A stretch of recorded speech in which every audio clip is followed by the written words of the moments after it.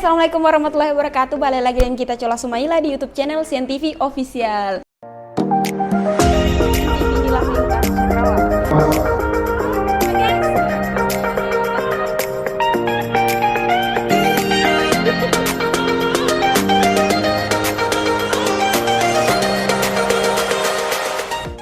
Nah teman-teman, di video kali ini Cola mau bahas tentang Provinsi Aceh. Buat teman-teman yang belum tahu apa-apa saja larangan-larangan yang berlaku di Provinsi Aceh, teman-teman wajib nonton videonya Cola ini. Buat teman-teman yang belum tahu juga kalau di Provinsi Aceh itu ada yang namanya hukum cambuk. Nah, bagaimanakah hukum cambuk dan apa-apa saja larangan-larangan yang ada di Aceh? Tapi sebelum pada video boleh Kang Cola meminta dukungan dari teman-teman semua untuk like, komen, dan subscribe serta share ke media sosial yang teman-teman punya. Buat teman-teman yang sudah join di YouTube channel Sian TV Official, Cola ucapkan selamat datang.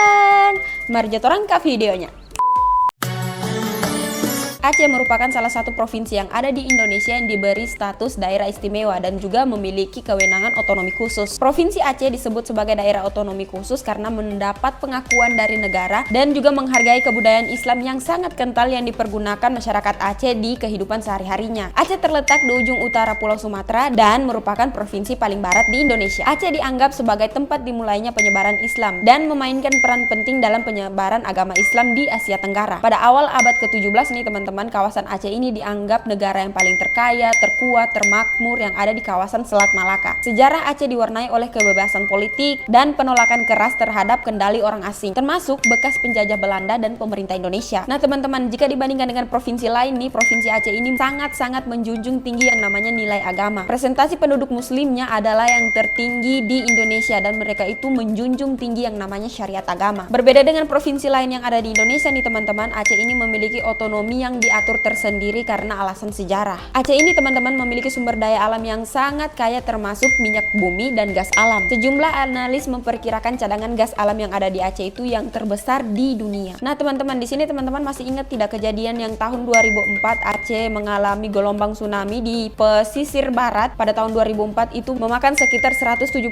orang yang tewas akibat terjangan tsunami tersebut. Nah bencana ini teman-teman mendorong terciptanya perjanjian damai antara pemerintah Republik Indonesia dan Gerakan Aceh Merdeka.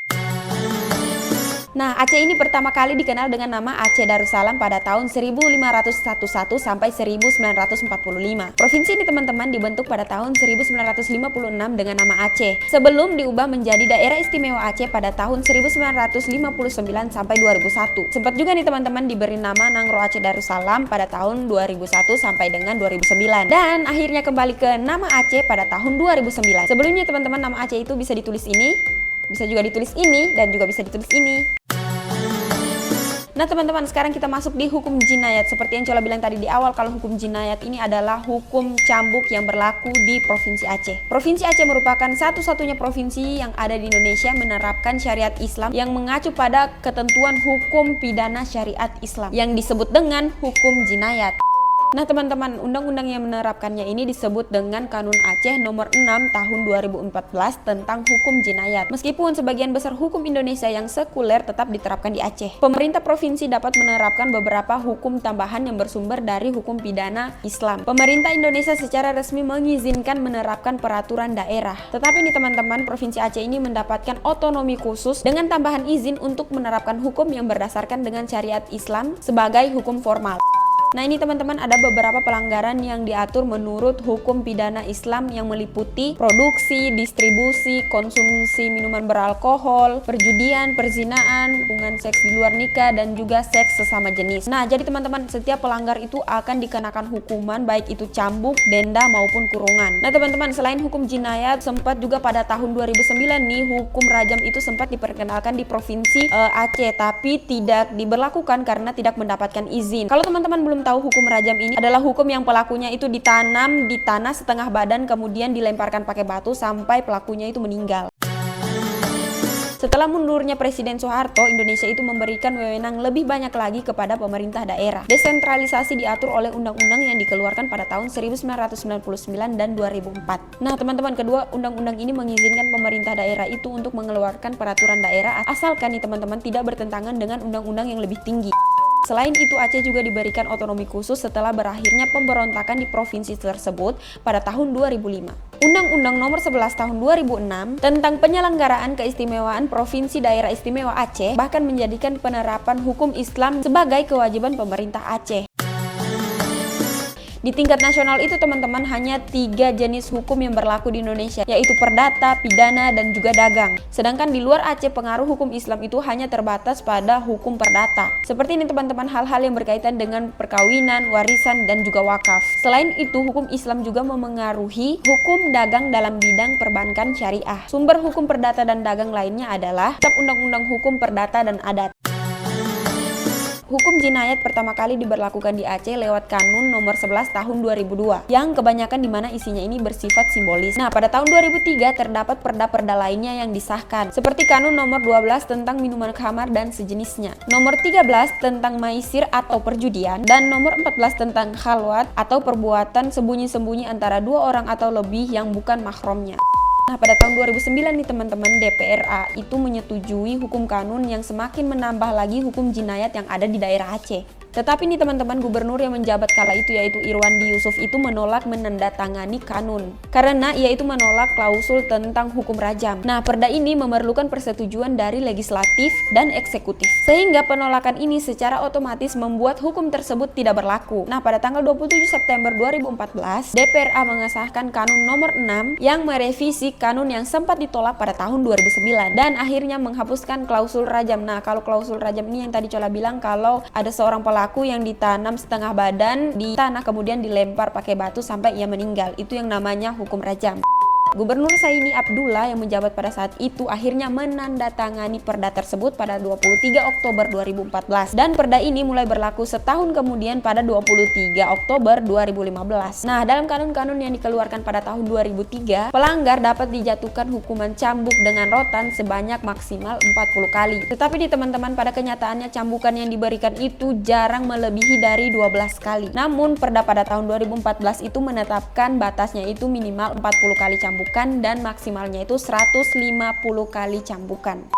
Nah, pada Maret 2018, Dinas Syariat Islam Provinsi Aceh mulai mengkaji dan mengukur pendapat umum mengenai pemberlakuan hukuman pancung. Tapi hukuman pancung ini teman-teman berlaku untuk kejahatan berat seperti pembunuhan. Jadi teman-teman kalau jalan-jalan ke Aceh kalau melakukan pembunuhan siap-siap untuk dilakukan pancung. Di sini Cola akan kasih tahu sama teman-teman apa-apa saja sih isi peraturan kanun itu. Di sini Cola bacakan untuk teman-teman ya. Kanun Nomor 6 Tahun 2014 juga disebut Kanun Jinayat adalah perda terbaru yang mengatur hukum pidana Islam di Aceh. Perda ini melarang konsumsi dan produksi minuman keras atau khamar, judi atau maisir, sendirian bersama lawan jenis yang bukan mahram atau khalwat, bermesraan di luar hubungan nikah, zina, pelecehan seksual, pemerkosaan, menuduh seorang melakukan zina tanpa bisa menghadirkan 4 saksi, sodomi antar lelaki, dan hubungan seks sesama wanita atau musahakal. Hukuman bagi mereka yang melanggar bisa berupa hukuman cambuk, denda, dan penjara. Beratnya hukuman tergantung pada pelanggarannya. Hukuman untuk khalwat adalah yang paling ringan yaitu hukuman cambuk sebanyak 10 kali.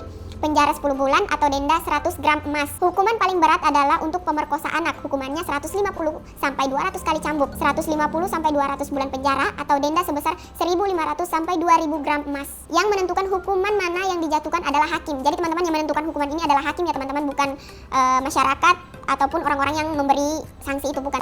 Nah, ini teman-teman, menurut Amnesty International pada tahun 2015 hukuman cambuk dilaksanakan sebanyak 108 kali dan dari Januari hingga Oktober 2016 sebanyak 100 kali. Hukuman ini berlaku untuk semua orang muslim ataupun badan hukum di Aceh. Oh, jadi teman-teman, semua ketentuan ini berlaku untuk umat muslim dan juga bukan hanya masyarakat biasa tetapi juga semua badan hukum yang ada di Aceh. Nah, hukum ini juga berlaku untuk kaum non-muslim jika kejahatannya tidak diatur oleh Kitab Undang-Undang Hukum Pidana. Wow, jadi teman-teman, di Aceh itu kaum non-muslim juga ikut menjalani hukuman ini ya teman-teman, tapi jika tidak diatur oleh Kitab Undang-Undang Hukum Pidana ya teman-teman. Ada persyaratan-persyaratannya kalau yang non-muslim ya teman-teman. Atau jika dilakukan bersama dengan seorang muslim dan pihak non-muslim secara sukarela memilih hukum Islam. Oh, jadi teman-teman, jika misalnya ada yang namanya kasus perzinahan nih antara Islam dan non-muslim, jadi yang non-muslim ini bisa memilih hukuman, apakah itu didenda, apakah itu dikurung, ataupun itu dicambuk. Kalau dia memilih untuk hukuman cambuk, dia bersedia untuk dicambuk teman-teman. Nah, ini pada April 2016 seorang wanita Kristen dicambuk sebanyak 28 kali karena telah menjual minuman keras, ia adalah orang non-muslim pertama yang dijatuhi hukuman cambuk berdasarkan kanun ini. Oh, jadi teman-teman, pada tahun April 2016 itu ada seorang wanita yang menjual minuman keras tapi dia itu non-muslim. Nah, karena dia itu memilih untuk dicambuk mengikuti syariat Islam, jadilah dia dicambuk sebanyak 28 kali karena menjual minuman keras. Nah, ini lembaga-lembaga yang berkaitan dengan penerapan hukum jinayat di Aceh adalah Majelis Permusyawaratan Ulama (MPU), Wilayah Hisbah atau Polisi Syariat, dan Mahkamah Syariah. MPU terlibat dalam proses perumusan perda bersama dengan pemerintah. Namun pada praktiknya perda dirumuskan oleh DPRA dan kantor gubernur. Wilayatul Hisbah memiliki wewenang untuk menegur mereka yang tertangkap telah melanggar hukum Islam. Mereka tidak punya wewenang untuk menangkap atau mendakwai tersangka. Oh, jadi mereka ini hanya menangkap ya teman-teman, tidak mendakwai. Sehingga mereka harus bekerja sama dengan polisi di jaksa untuk menegakkan hukum. Mahkamah Syariah mempertimbangkan perkara perdata dan pidana berdasarkan hukum Islam. Namun kebanyakan perkara yang masuk ke pengadilan ini adalah perkara perdata. Putusan mereka dapat digugat hingga ke Mahkamah Agung dan hakim-hakim Mahkamah Syariah termasuk hukum hakimnya diangkat oleh Mahkamah Agung. Oh, jadi itu teman-teman isi-isi dari peraturan kanun itu. Jadi tidak sembarang juga ya, memang ada di bidang-bidang khususnya, ada syariah Islamnya, ada polisi syariahnya dan lain sebagainya. Nah, ini Amnesty International menyatakan bahwa mereka sangat khawatir dengan penerapan hukum jinayat di Aceh yang menyerukan agar beberapa isinya dicabut.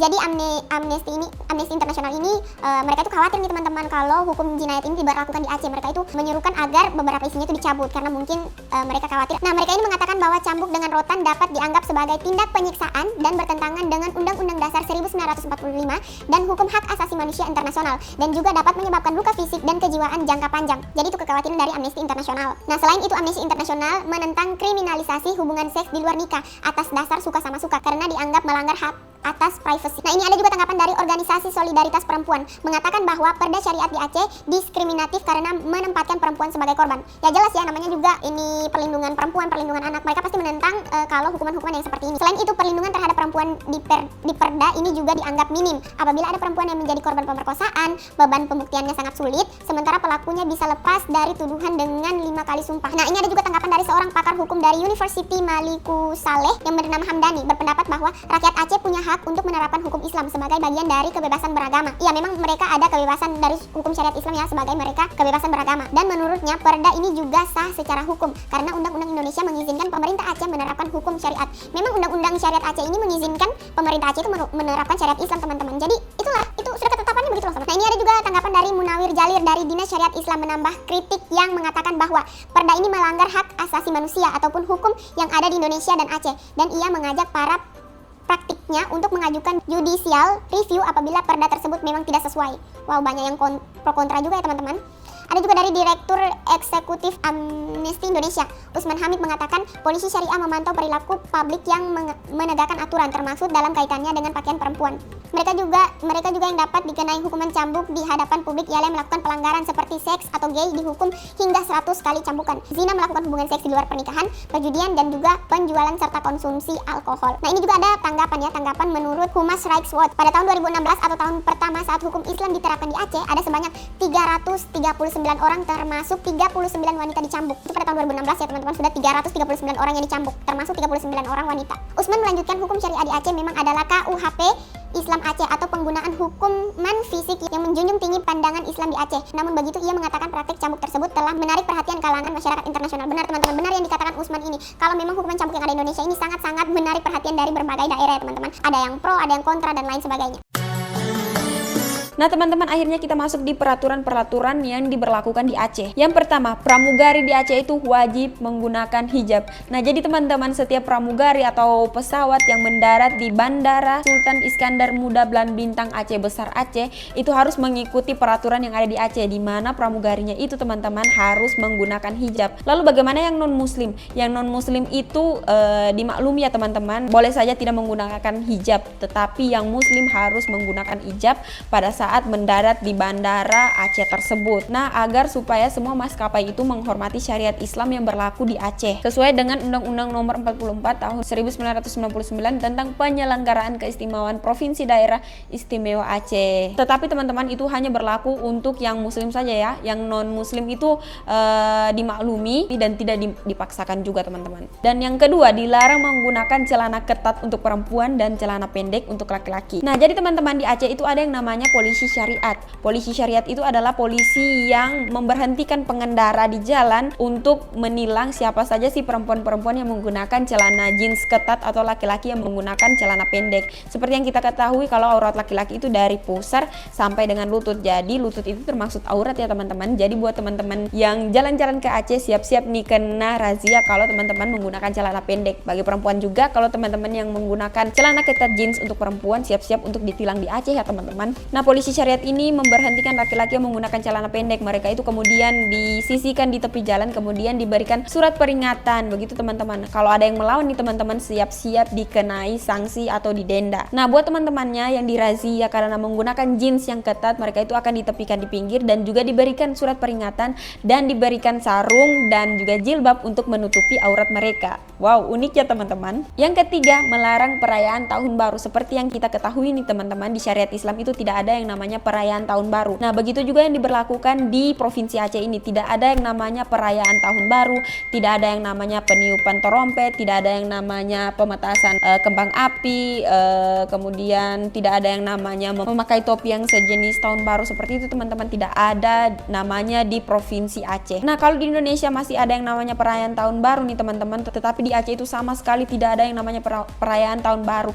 Baik itu pendatang, baik itu muslim, baik non muslim, tidak sama sekali diwajibkan untuk merayakan tahun baru, atau memang tidak sama sekali dilarang teman-teman untuk merayakan tahun baru. Nah teman-teman, jadi di Aceh itu juga dilarang perayaan tahun baru seperti meniup trompet juga dilarang teman-teman. Kemudian itu petasan juga dilarang, kembang api juga dilarang, karena menurut pemerintah itu bertentangan dengan syariat Islam. Bahkan nih teman-teman, hotel dan tempat hiburan lainnya itu sama sekali dilarang untuk menyediakan fasilitas untuk menyambut tahun baru. Wow, sama sekali hotel itu tidak dioperasikan, sama sekali tempat hiburan itu tidak dioperasikan kalau mereka itu menyediakan fasilitas untuk orang-orang untuk menyambut tahun baru. Wow, hati-hati ya teman-teman kalau tahun baru di Provinsi Aceh. Yang keempat, larangan main game PUBG atau sejenisnya. Nah, kalau larangan yang ini, ulama Aceh itu mendesak pemerintah Aceh itu untuk memberlakukan larangan main game PUBG. Dan ulama Aceh juga itu mendesak pemerintah Aceh untuk melakukan hukuman cambuk bagi pelanggarnya. Nah, kenapa game PUBG ini dilarang di Provinsi Aceh teman-teman? Karena seperti yang kita ketahui bahwa dampak dari PUBG ini adalah yang sangat-sangat negatif dan juga sangat berpengaruh pada mental anak, sehingga itu bertentangan dengan syariat Islam. Dan juga di game PUBG ini mengandung kekerasan, itu menurut para ulama-ulama yang ada di Aceh. Yang kelima, larangan bercampur di bioskop antara laki-laki dan perempuan. Nah teman-teman, keberadaan bioskop di Aceh itu termasuk dalam kategori mati. Kalau teman-teman ke Aceh nih teman-teman, hampir tidak menemukan yang namanya bioskop. Nah sampai-sampai nih pemuda-pemuda Aceh itu rela menyeberang ke Medan hanya untuk menyaksikan pemutaran perdana film mereka di bioskop yang ada di Medan, karena di Aceh sendiri itu teman-teman tidak ada yang namanya bioskop. Nah tapi nih teman-teman, pada tahun 2018 itu pemerintah syariat Islam di Aceh itu sudah memperhatikan lagi bioskop, akan diusahakan pembangunan bioskop lagi di Provinsi Aceh itu. Tapi nih teman-teman, pembangunan itu harus memperhatikan kaidah-kaidah Islam juga, dan juga kalau nantinya bioskop itu jadi, akan diberlakukan hukum syariat Islam juga dalam bioskop, seperti laki-laki dan perempuan itu kalau menonton bangkunya dipisah teman-teman. Nah teman-teman, jadi itulah larangan-larangan yang ada di Aceh dan hukum jinayat atau hukum cambuk yang ada di Aceh. Buat teman-teman yang mau ke Aceh, hati-hati ya teman-teman, karena di sana super ketat syariat Islamnya, karena memang di sana penganut mayoritasnya itu agama Islam dan juga disebut dengan Serambi Mekah ya teman-teman. Jadi teman-teman yang mau liburan ke Aceh harus hati-hati ya. Kalau teman-teman liburan di sana juga tetap perhatikan syariat Islam yang ada di sana. Teman-teman harus menghargai mereka juga yang ada di sana, harus juga menghargai peraturan mereka yang ada di sana. Nah buat teman-teman, kalau ada lagi larangan-larangan yang ada di Aceh, teman-teman bisa komen di bawah untuk bikin video selanjutnya lagi. Nah buat teman-teman yang sudah menonton dari awal sampai akhir video, Cola ucapkan terima kasih banyak, dan jangan lupa like, komen, dan subscribe, serta share ke media sosial yang teman-teman punya. Bye-bye, sampai jumpa di video-video selanjutnya. Assalamualaikum warahmatullahi wabarakatuh.